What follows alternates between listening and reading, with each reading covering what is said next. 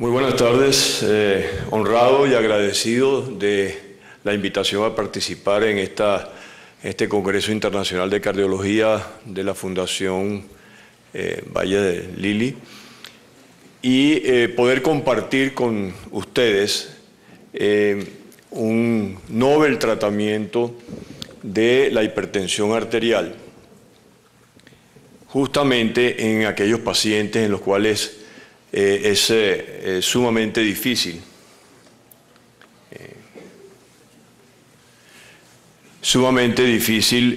Lograr ese control. Como ustedes pueden ver en esta primera lámina, una buena cantidad de los pacientes hipertensos no son tratados, hasta un tercio de ellos. 35%, o sea, otro tercio, están tratados pero no están bien controlados. Y apenas un tercio, un poco más, son aquellos que están bien tratados y bien controlados. La hipertensión arterial no tenemos que decirle que es la causa principal de consulta cardiovascular, la que todos ustedes van a ver y van a tener que participar en el tratamiento. Estos son pacientes muy sui generis, en el sentido de que algunos tienen la presión alta y ni siquiera lo saben, otros toman tratamiento y no les importa si les va bien o no les va bien, pero sí no tenemos duda que la hipertensión arterial es un fuerte contribuyente a la mortalidad cardiovascular, y ustedes lo tienen ahí en la pantalla, que cada incremento de 20 milímetros de mercurio en la presión arterial sistólica dobla en 10 años la mortalidad cardiovascular. Si tomamos en cuenta que este es un riesgo grande y que solamente la mitad de los hipertensos están bien tratados, tenemos un problema mayúsculo, porque la prevalencia de la enfermedad es muy grande, muy alta. Estamos hablando de prácticamente 1 de cada 3 adultos. Si sacamos la cuenta, estamos hablando de 1.000 millones de personas en el mundo entero. Prácticamente como si agarráramos la población de la India y todos son hipertensos. Tenemos una buena variedad de fármacos. Ustedes no se pueden imaginar lo que era la hipertensión en los años 50, 60. No, yo no estaba ahí, pero 50, 60, 70. Y no hablemos de antes de eso. No existían drogas que hay hoy en día, eficaces, con pocos efectos secundarios, etc. Pero aún así hay un grupo de pacientes, bien visualizado acá, que están tratados pero no están bien controlados. ¿Por qué? Bueno, o porque hay una inercia médica, como les decía previamente, el paciente está conforme, o hay una hipertensión arterial resistente. ¿Quiénes son estos pacientes?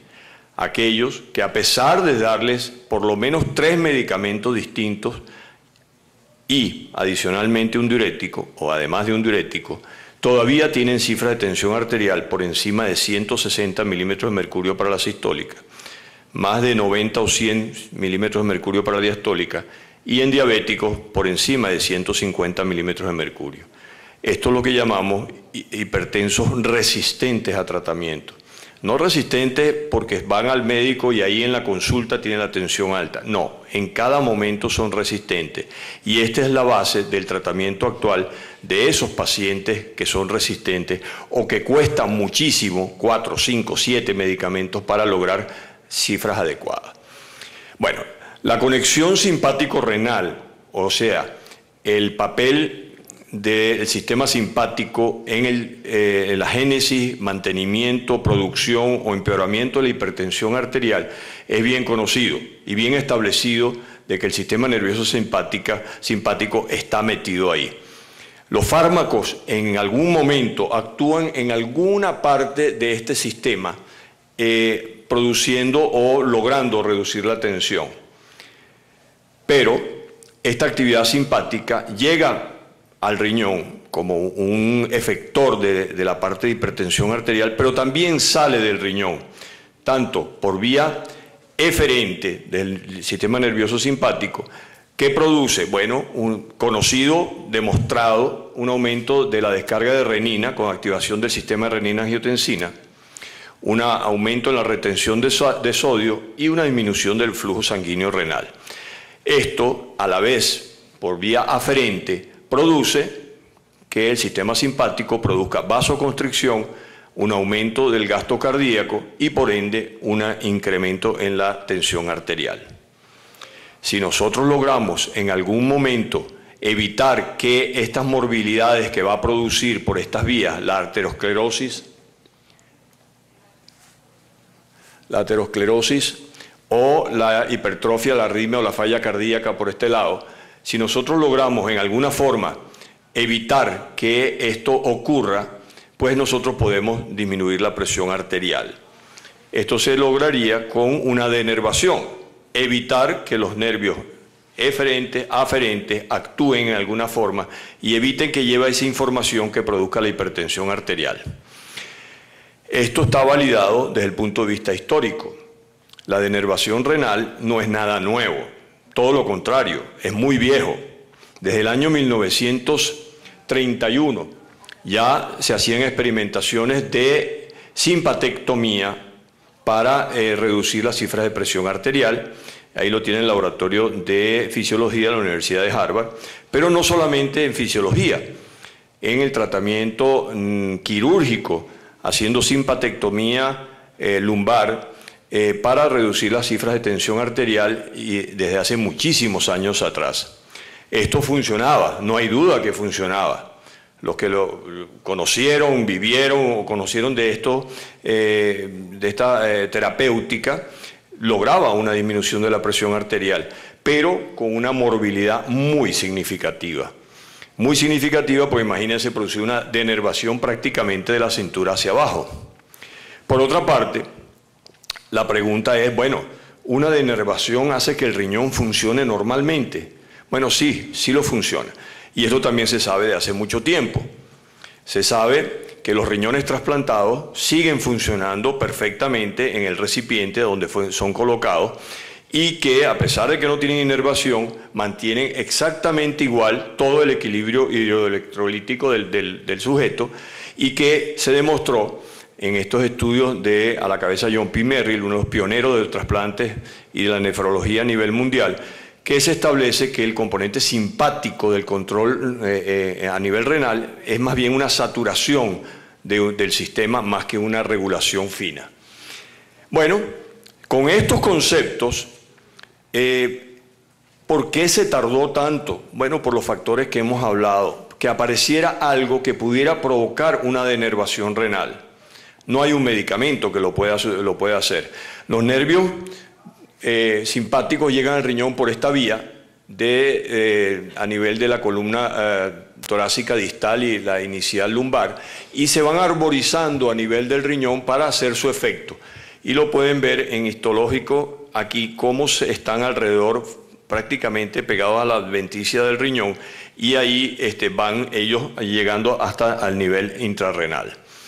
Entonces, si existiera algo que pudiera evitar, que pudiera quemar, vamos a decir, o inutilizar esos nervios a nivel renal, pudiera ser efectivo en toda esta cascada, esta consecuencia de la hipertensión arterial.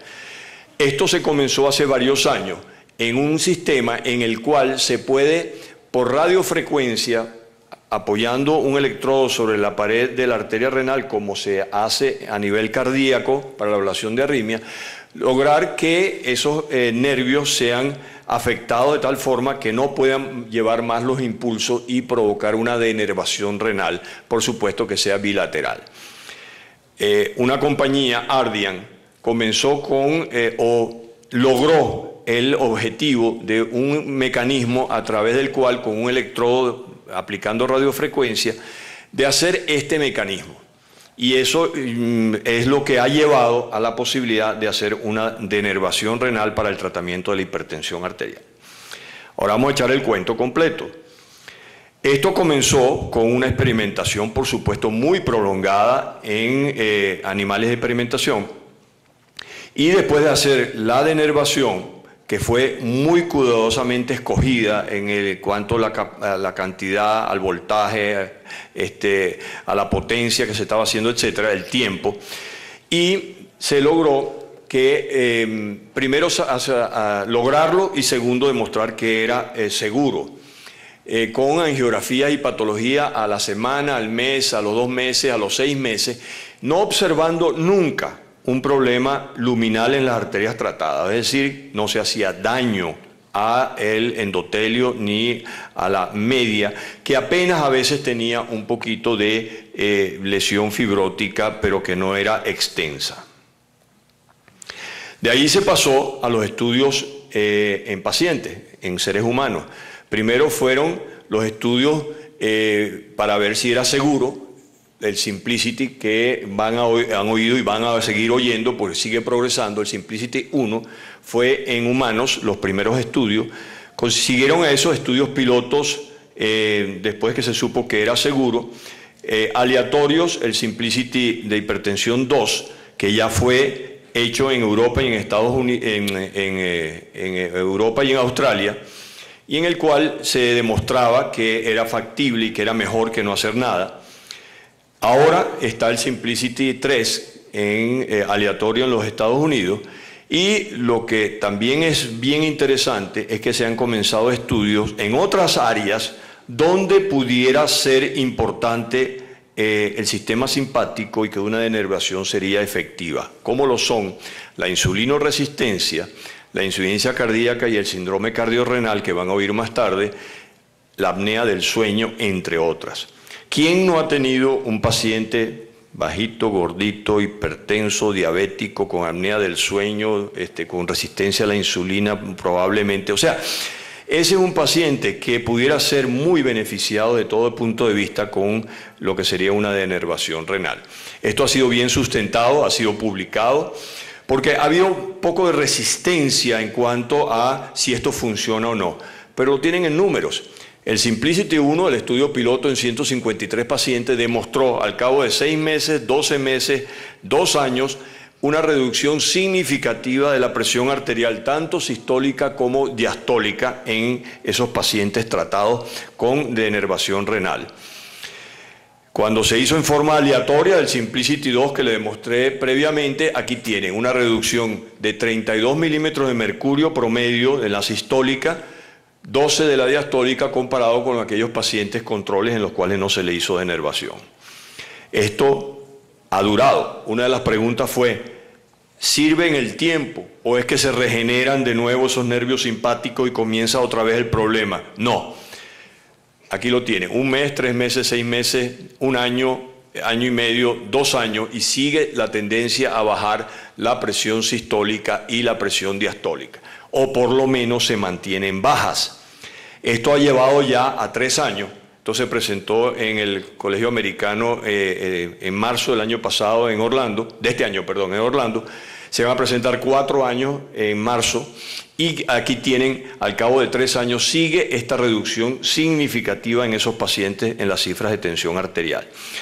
Nuestro registro, el cual aquí tienen los primeros 30 días, estos son los primeros 40 pacientes en Venezuela, ahora hay más de 130, los cuales mostraron también al mes una reducción significativa, y en este próximo, la reunión del Colegio Americano de Cardiología de este próximo marzo, se va a presentar el efecto a los 6 meses, y ha habido también una reducción significativa. Los cambios no solamente en la presión, como les dije, hay disminución, hay una mejoría en la tolerancia glucosada de estos pacientes a los 60 minutos y a los 120 minutos. Lógico, porque la actividad simpática tiene mucho que ver en diferentes sectores. Ahora bien, esto es presentación, hay una prueba científica también de que está funcionando, porque el bajar la tensión puede tener muchos factores. Pueden ser placebos, etc. La prueba científica se puede hacer en 2 formas.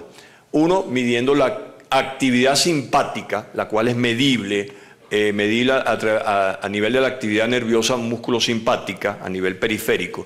Y también se puede medir la noradrenalina o norepinefrina a nivel de las venas renales, a nivel de orina. También nos puede dar una idea. Y los estudios han dado a favor de esto. ¿Cómo?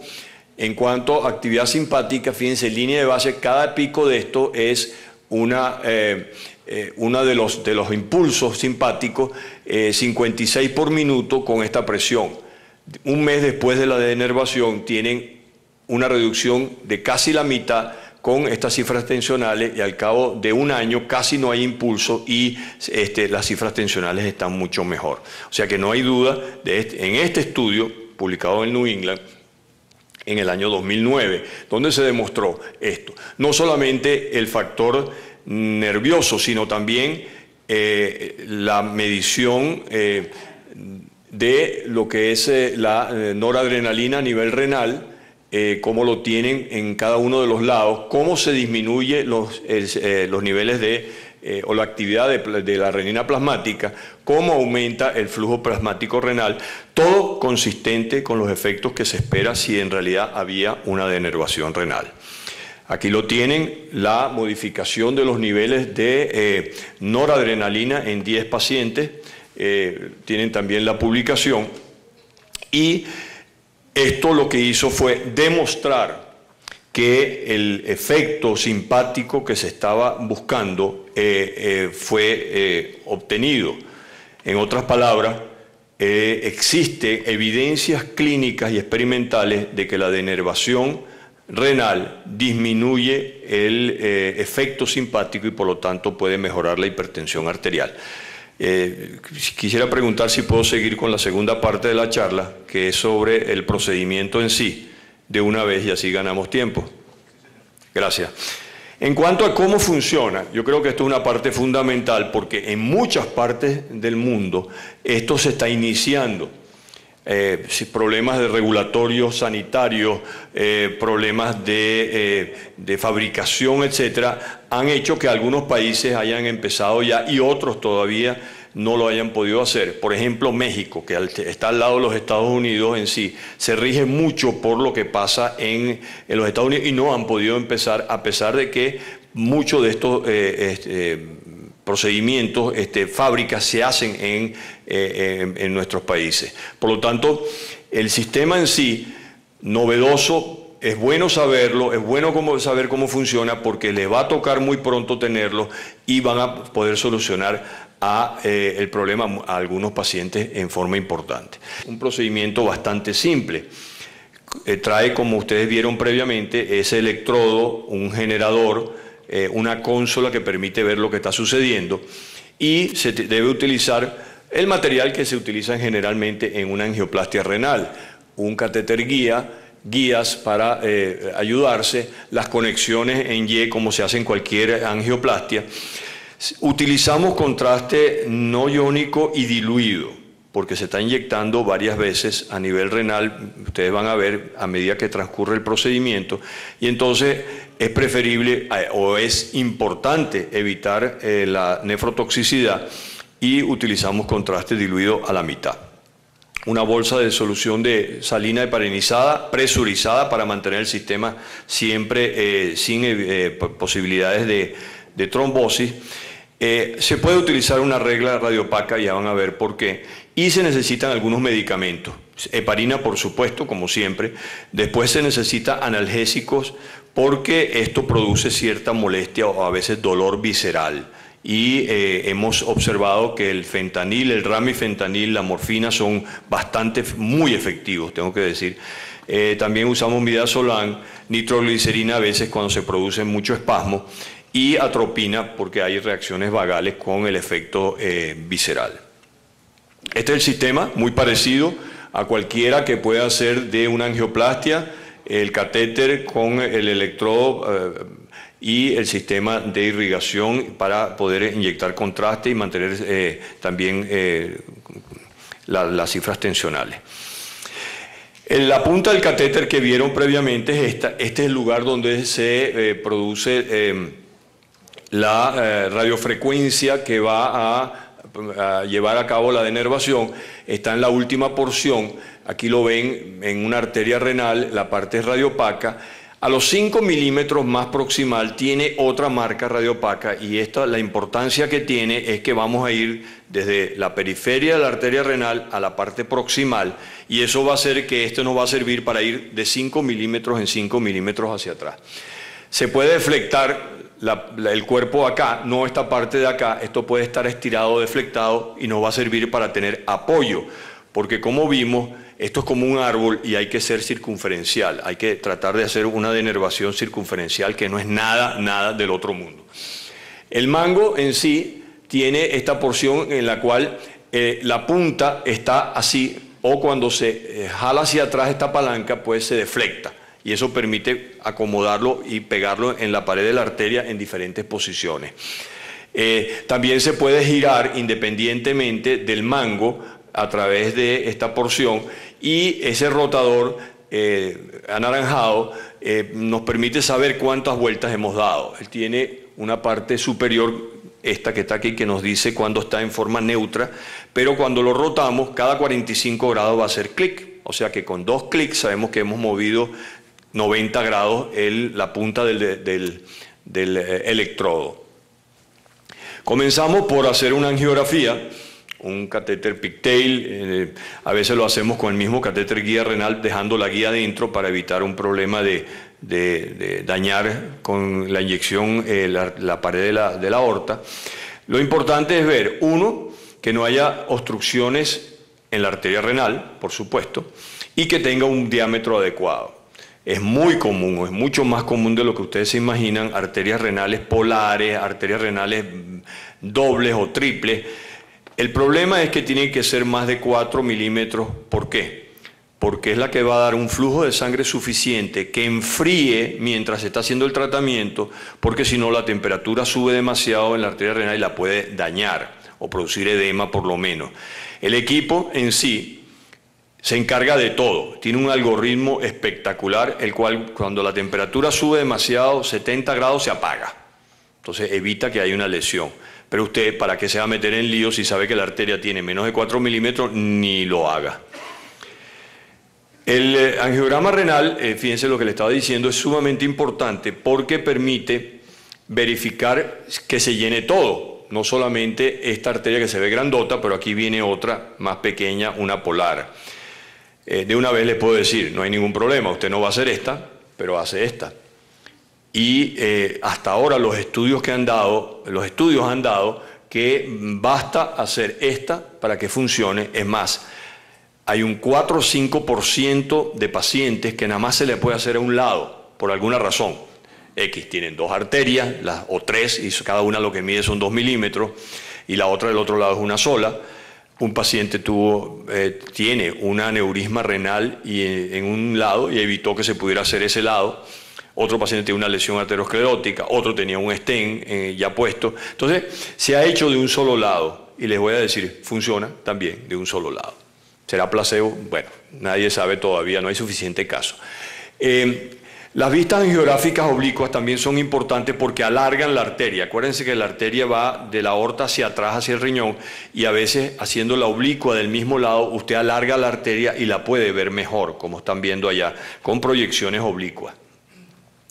El catéter guía, generalmente un catéter guía renal corto, de 45-50 centímetros, pero también se pueden usar otros tipos de catéteres con punta diferente de acuerdo a cómo es la morfología de la arteria, cómo nace la arteria renal de la aorta. A veces es bastante inclinada y hay que usar un catéter, por ejemplo, el que usamos coronario mamaria interna. Pero generalmente el catéter guía, con la ayuda de una guía, es fácil o es posible meterlo dentro de la arteria y ya con eso poder hacer el procedimiento. También ven acá como hay una regla que permite decirnos más o menos dónde estamos para cada ablación. Sin embargo, esto generalmente no es necesario porque los equipos hoy en día es muy fácil saber exactamente el tamaño, el diámetro, el lugar donde estamos. El manejo del paciente es fundamental. Es ideal tener un anestesiólogo. Y la razón es que usted se puede dedicar a su asunto y no estar pendiente que me duele, que se mueve, que esto, que lo otro. Entonces el anestesiólogo se encarga de darle analgesia, de mantenerlo sedado, de manejar en forma adecuada, porque aquí dice pueden, y hemos visto que más que pueden, tienen muchas veces dolor visceral y empiezan a moverse y empiezan a inquietarse y tienen que estar bien medicados. Como les dije antes, el fentanil o la morfina han sido los mejores aliados que hemos tenido, y pocas veces hemos tenido que usar nitroglicerina porque el algoritmo del equipo y conociendo la arteria, las características, hace que esto generalmente no sea necesario. Los signos vitales son bien importantes de tenerlos monitorizados durante el procedimiento, como cualquier otro que se hace en una sala de hemodinamia, porque la presión arterial puede caer. Y es bien interesante como uno ve pacientes que son hipertensos resistentes, entre comillas, y cuando están ahí tienen 120, 80, 110 o 100. ¿Por qué? Bueno, están acostados, están en el hospital, están dormidos, no tienen ansiedad, no están en su vida diaria, digamos. Incluso estando ahí están mejor que probablemente en su trabajo. Eso puede hacer que la tensión caiga cuando se dan analgésicos, si se administra nitroglicerina. Las maniobras a Valsalva, a veces durante la terapia, cambios en el pulso, etc., pueden reducir la presión arterial. Y es bueno tener todo a mano, pero generalmente con la administración de soluciones para la hipotensión o atropina para bradicardia puede ser o son efectivas. Lo mismo, lo que pueden ser bradicardias, lo mismo mantener una buena oxigenación, pero esto es rutinario y es muy poco frecuente que uno tenga algún tipo de complicación mayor que no pueda resolver fácilmente durante el procedimiento. Como les decía antes, esa orientación especial de los nervios simpáticos a nivel renal permiten que uno pueda hacer una denervación por radiofrecuencia si logra, vamos a decirlo folclóricamente, quemar esos nervios. ¿Qué se hace? Se necesita tratar cada lugar en forma larga, son 2 minutos, pero a baja potencia. Si lo hacen muy fuerte, se produce espasmo, se produce edema y no es bueno. Entonces, la gente que ideó esto hizo que se diera una baja potencia que apenas alcanza 8 vatios, pero por un tiempo prolongado, y así evitar las complicaciones que pueda tener esa ablación, pero sí lograr la ablación. Entonces, se comienza por el lado distal, generalmente se hacen 4 a 6 por cada arteria renal y se va en una forma circunferencial. O sea, anterior o posterior, inferior, de nuevo anterior o posterior, superior. Y la última es sumamente importante, hacerla ostial superior. ¿Por qué? Porque por ahí es donde están pasando o entrando a la arteria renal todos los nervios simpáticos. Por lo tanto, es el sitio ideal para terminar con un lado.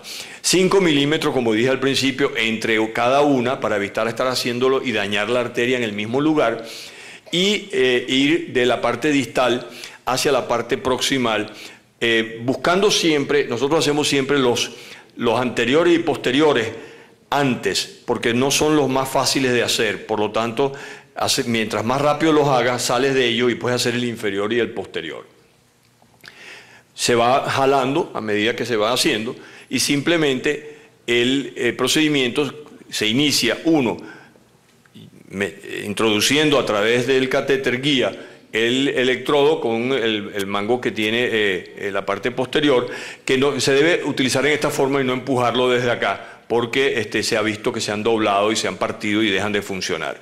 Y así es como se ve cuando hace una inyección ese electrodo ya en la parte más distal. ¿Qué significa la parte más distal? La que está antes justamente de la bifurcación de la arteria renal.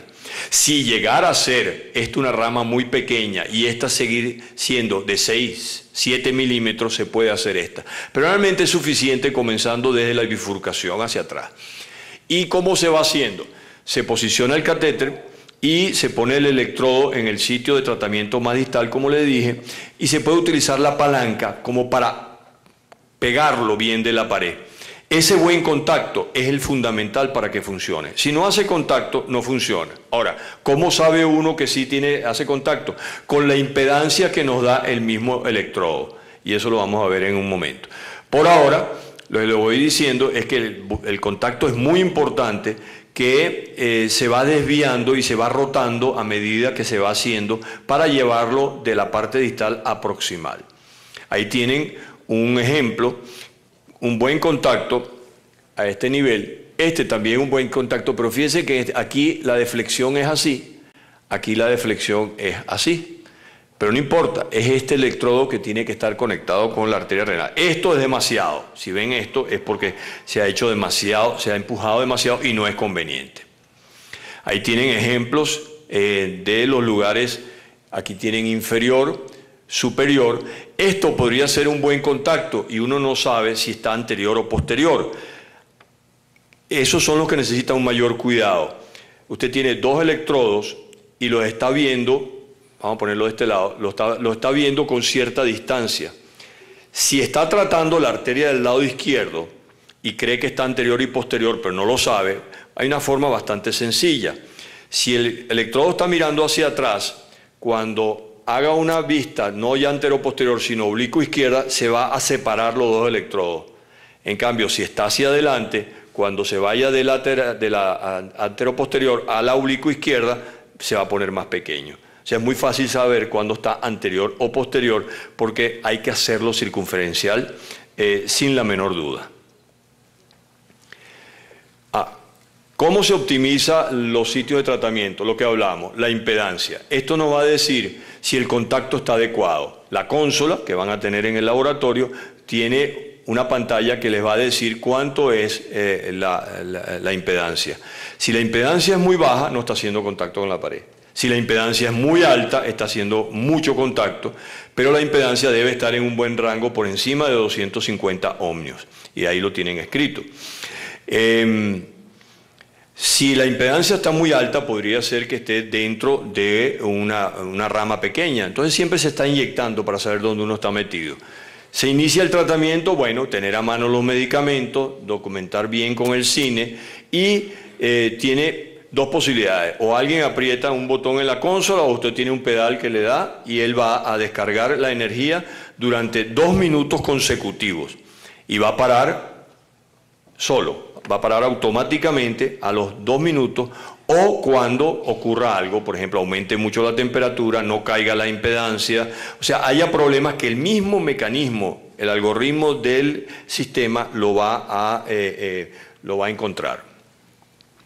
Y se repite el procedimiento cada vez, estamos hablando de 2 minutos, se pone hacia atrás, se endereza la punta a veces. Hay varias formas de hacerlo. Uno puede deflectar cada vez que hizo un tratamiento y retroceder, volver a deflectar, cambiar la posición o simplemente, eso no va a dañar la arteria porque es muy blando, deflectado lo lleva de una posición a otra gracias a poder darle a la manilla. Y eso va a hacer más sencillo y más rápido el procedimiento que no se lleva más de 40 minutos. Lo más importante es esa marca que tienen ahí, los 5 milímetros para el tratamiento. O sea, si la primera fue aquí, la segunda va a ser acá. O sea, se va a retirar estos 5 milímetros hacia atrás, teniendo esta como referencia, y ahí va a ser el siguiente. Y así vamos hasta que lleguemos hasta el ostión del riñón. Pueden hacer 10. Si es muy largo, no hay ningún problema. Mínimo 4. Cuando se finaliza un lado, bueno, se estira la punta, se saca, se limpia, se ve bien, se hace un angiograma de que todo está bien, se confirma de que hay una buena anticoagulación y se repite el procedimiento en el lado contralateral. ¿Qué áreas se deben evitar? Se deben evitar las que tengan una lesión. Por ejemplo, aquí hay una estenosis de la arteria renal, evitamos estar en ese sitio con estenosis. Aquí hay una placa aterosclerótica calcificada que también vamos a evitar porque no va a dar un buen resultado. O lugares donde hay displasia fibromuscular como esta que tampoco se deben tratar. O sea que hay que ser selectivo, sin embargo, la mayoría de los pacientes se puede hacer el procedimiento. ¿Cuál es la apariencia típica? Bueno, mire, ninguna, prácticamente nada. Fíjense que esto fue antes de comenzar el procedimiento, esto es después, quizás unas irregularidades, pero al mes es como si no hubiera pasado absolutamente nada. Lo que hay ahí es edema por calor provocado, es como si ustedes tocan algo muy caliente y se les hincha el dedo y punto, eso va a desaparecer. A veces es más significativo, como lo ven acá, pero lo mismo.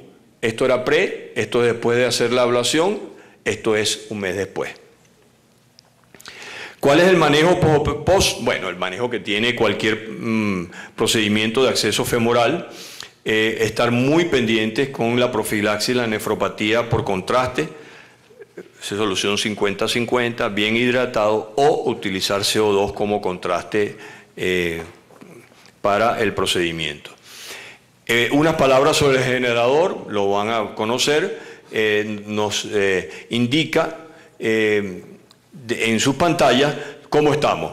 Está prendido, el tiempo en sí, 2 minutos, faltan, la temperatura es la del cuerpo, 37 grados, y cuando arranca, bueno, él va a ir bajándolo el tiempo de los segundos, el bataje va aumentando, la impedancia va cayendo y la temperatura va subiendo. Esta impedancia, esa reducción de impedancia es lo que nos dice que está funcionando, punto. Si no hay disminución de impedancia, no sirvió. Si la impedancia cae demasiado, mejor. Mientras más sea la caída, sobre todo por encima de 8%, por encima de 10 mejor, por encima de 15 mejor, nos dice que estamos muy bien. Si hay algún problema, él va a parar, sobre todo cuando la temperatura sube demasiado. Y el máximo que va a dar acá, para lograr esta caída de impedancia, son 8 vatios. Hasta que pasen los 120 segundos y termina y dice, terminó esta fase del tratamiento.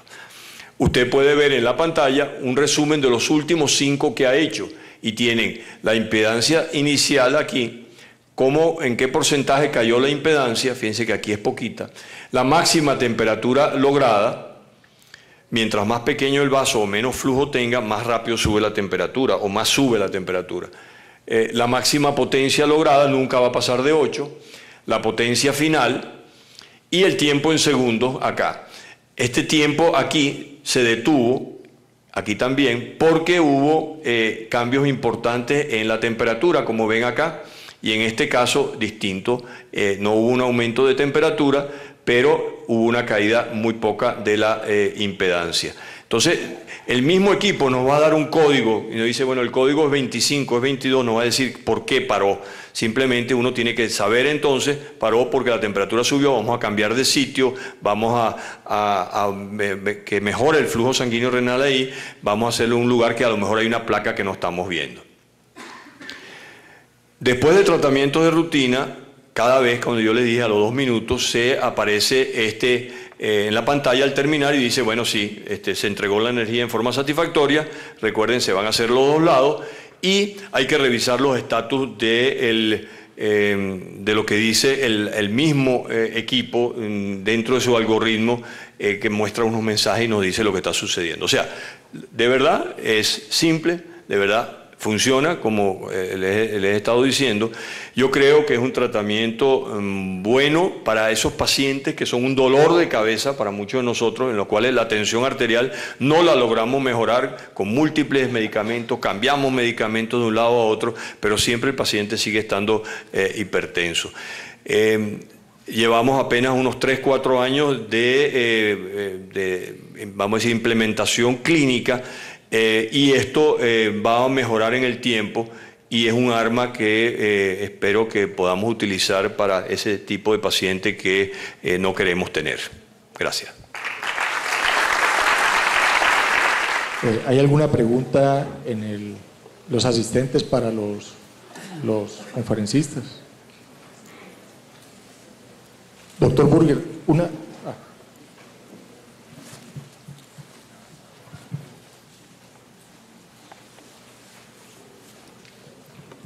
Buenas tardes. Bueno. ¿Qué porcentaje de disecciones arteriales se vieron en los procedimientos? Hasta ahora hay 1. El mismo, diría, complicación que pudiera tener cualquier paciente que se le haga una angiografía renal. Claro, aquí hay un catéter guía más grande. Esto es 6 French, de paso. Es lo que se requiere de tamaño. Se vieron un poco más de complicaciones vasculares porque al principio requería ser de 8 French. Entonces ya con 6 prácticamente cae en la rutina de procedimientos vasculares por vía femoral. Y hasta ahora solamente hay una disección que no hubo que hacerle nada. No se trató, se dejó así. pero no hubo necesidad ni siquiera de ponerle un stent o algo, se observó y se fue y se curó solita, como pasa con la mayoría de ellas cuando no es muy larga, ¿no? ¿Y de microinfartos, de embolismos distales? Bueno, es muy difícil saberlo porque no se ve en la angiografía, no hay hematuria microscópica, entonces pudiera verlo, pero yo creo que no. Yo creo que en los estudios experimentales en animales sí se buscó, desde el punto de vista histológico, si había alguna evidencia de infarto y no se encontró porque el paciente está bien heparinizado. Esto no es un tratamiento que esté provocando ninguna lesión a nivel del endotelio y yo creo que no hay por qué esperar que tengan tipo de infarto. Quizás maniobras cuando hay dificultad en canular la arteria, que tenga que meter una guía y la guía entonces ya llega muy distal y ahí empieza a haber lesiones, ahí sí pudiera ser que ocurra algún... Pero realmente no pasa nada. Doctor Burger, ¿qué porcentaje... Aquí estoy. Ok. Bueno, ¿qué porcentaje de pacientes vuelven a ser hipertensos? ¿Perdón? Se les vuelve a subir la presión. Bueno, como vimos en la estadística, el 90% de los pacientes la tensión baja. Queda un 10% de pacientes que o no bajan completamente no bajan suficiente o quedan igual. Más hipertensos no, van a quedar igual en todo caso. Esto no le va a provocar ningún problema. Sin embargo, hay un porcentaje de pacientes que no mejoran con la ablación y hay que esperarlo. ¿Quiénes son? Aquellos en los cuales la hiperactividad simpática sea la más baja. Presumiblemente deberíamos hablar que mientras la persona es mayor en edad debería tener menor respuesta y los pacientes más jóvenes sean los más beneficiados. Resulta que no, que lo que hay de registros hasta el momento ha sido prácticamente igual. Ha sido beneficioso o no beneficioso, tanto igual en las personas jóvenes, hombre, mujer o los mayores. O sea que por el momento no se sabe. Hay una cosa muy importante, que es que uno no sabe en el momento qué pasó, porque esto no baja la tensión de inmediato, como cualquier procedimiento que tenga que ver con sistema simpático. Esto no ya sale el paciente ese mismo día normotenso. Esto se va a llevar días, semanas o meses. Entonces, la única manera de saber si eso se hizo bien es haciéndolo bien. O sea, constatando de que se hizo por lo menos 4 veces en cada arteria renal, de que bajó la impedancia, porque es la única forma, hasta el momento, hoy en día, de saberlo. Quizás en el futuro tengamos, con la experiencia, mecanismos de saber cuál paciente va a ser efectivo, primero, que es el ideal. Segundo, si fue efectivo. Y si se puede hacer de nuevo si no es efectivo. Hasta ahora no hay respuesta para eso.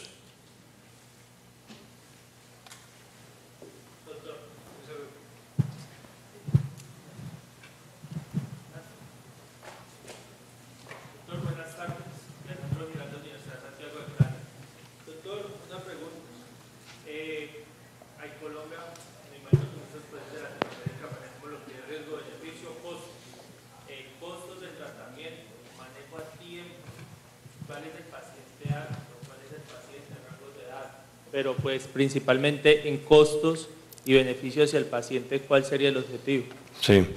Sí, son preguntas que no son teóricas, en el sentido de que usted dice, me cuesta, vamos a decir, $10.000, pero ¿cuánto va a dejar de tomar el medicamento, el paciente de medicamentos a lo largo de los próximos 10 años? ¿Y cuánto va a ser eso entonces en disminución de cantidad de dinero con la que estás invirtiendo ahora? 1. 2.